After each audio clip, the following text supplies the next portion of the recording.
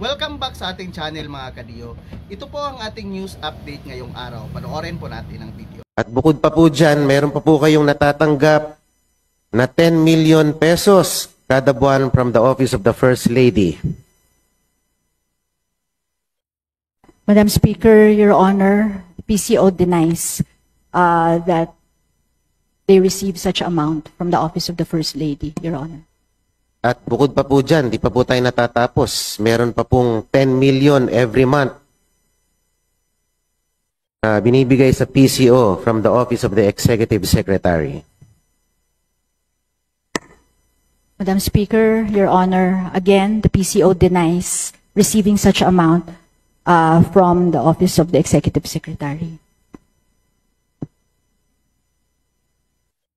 Meron din pong nakapagsabi sa akin na meron kayong napakalaking vault sa PCO na lalagyan ng pera.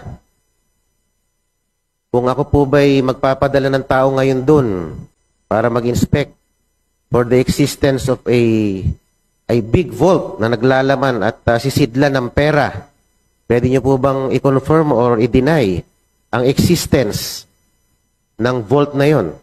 Nalalagyan ng pera.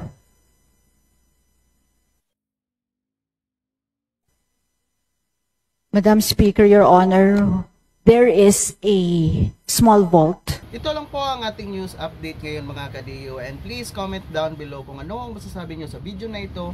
And please pag-support naman ang ating Facebook page para magpatuloy pa tayo sa paggawa ng bagong news update.